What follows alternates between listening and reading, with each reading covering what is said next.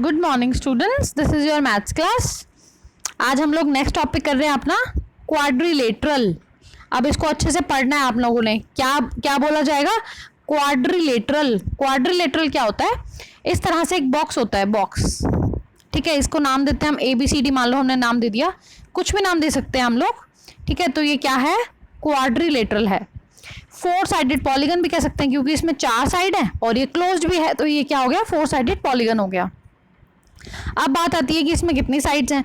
वही सारी चीज़ें जो हम पहले पढ़ते थे वही पढ़ेंगे, जैसे कि साइड्स कितनी है, एंगल्स कितने हैं, लिखते कैसे हैं। ठीक है, तो कितनी साइड्स हैं? 1 2 3 4। ठीक है, कितने साइड्स होगी? 4। ये चारों के मैंने नाम भी लिखे हैं यहाँ पे, देखना आप लोग। एंगल्स कौन कौन से हैं?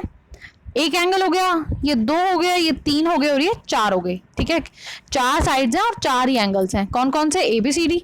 ओके, अब बात आती है कि इसे लिखेंगे कैसे।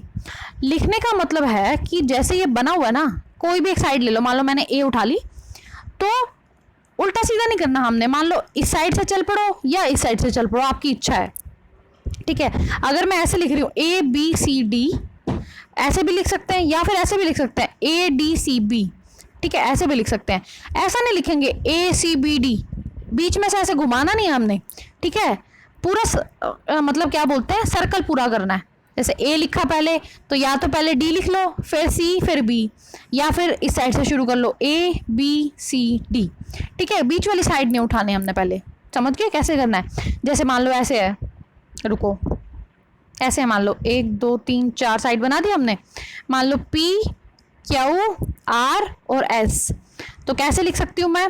या तो मैं लिख दूंगी PQRS, या फिर ऐसे भी लिख लो PSRQ, ऐसे भी लिख लो। पर ऐसे नहीं लिख सकते PRSQ, तो बीच वाली साइड नहीं उठानी। ठीक है, समझ गए कैसे लिखना है? चलो, अब आती है एडजेसेंट साइड। एडजेसेंट मैंने आपको बताया था कौन से होते हैं, आसपास वाली, साथ साथ वाली। तो कौन कौन से हो जाएंगे एडजेसेंट? जैसे AB और BC, ये एडजेसेंट है। BC और CD भी एडजेसेंट है। CD और AD भी एडजेसेंट है। तो जो साथ साथ वाली होती है ना, पेयर होते हैं, वो एडजेसेंट होते हैं। ठीक है, तो एडजेसेंट साइड पता लग गया आपको। अब आते हैं एडजेसेंट एंगल। एडजेसेंट एंगल देखते हैं। साथ साथ वाले A और B एडजेसेंट हैं, B और C एडजेसेंट हैं, C और D भी हैं, D और A भी हैं। ठीक है, तो ये एडजेसेंट एंगल के पेयर हो गए। अब एक और चीज़ आती है इसमें, opposite. Opposite side, opposite angle. ठीक है, और एडजेसेंट साइड, एडजेसेंट एंगल तो देख लिया हमने। अब ऑपोजिट साइड और ऑपोजिट एंगल आते हैं, ये भी बहुत आसान है। जैसे मान लो ऑपोजिट साइड देखते हैं हम, तो AB के ऑपोजिट कौन सी है? CD। ठीक है, तो AB और CD क्या है? ऑपोजिट साइड होगी। अच्छा, AD और BC क्या है? ये भी क्या है? ऑपोजिट साइड है, AD और BC। ठीक है, तो जो आमने सामने वाली होगी वो ऑपोजिट होगी। ओके, अच्छा, अब आते हैं ऑपोजिट एंगल। तो A और C ऑपोजिट हो गए, B और D ऑपोजिट हो गए। ठीक है, आसान है ना? तो ये क्या हो गया हमारा? क्वाड्रिलेटरल के बारे में हो गया। चलो, अब हमारी आती है एक्सरसाइज 4.5। 2 ही क्वेश्चन है इसके बस। देखो, draw a rough sketch of quadrilateral PQRS, draw it's diagonals, name them, is the meeting point of the diagonals in the interior और एक्सटीरियर। देखो, मान लो ये क्वाड्रिलेटर है हमारा, इसको क्या नाम देना? PQRS दे दो। PQRS किसी भी साइड से लिख सकते हैं, पर लिखना सीधा सीधा है। ठीक है, ड्रॉ इट्स डायगोनल। अब डायगोनल कौन से होते हैं? जो बीच वाली लाइंस होती हैं। ये भी डायगोनल है और ये भी डायगोनल है। समझ गए कौन सा डायगोनल है? ये PR, ये डायगोनल है। QS, ये भी डायगोनल है। अब वो कह रहे हैं डायगोनल ड्रॉ करो, हमने कर दिए। नेम देम, वो कह रहे हैं उनके नेम भी बताओ, तो बता दिया हमने। PR डायगोनल है, QS ये उनके नेम्स हो गए। अच्छा, अब वो कह रहा है is the meeting point of the diagonals in the interior और एक्सटीरियर ऑफ डायगोनल। अब जो कह रहे हैं वो डायगोनल है ना, इनका मीटिंग पॉइंट कौन सा है? ये वाला। यहाँ पे ये दोनों मिल रहे हैं ना डायगोनल्स, तो ये जो पॉइंट है ये इंटीरियर में है या एक्सटीरियर में है? अब इंटीरियर और एक्सटीरियर तो आपको पता ही है। देखो, यहाँ पे मैंने बना दिया PQRS। ठीक है, डायगोनल्स भी बना दिए मैंने इसके।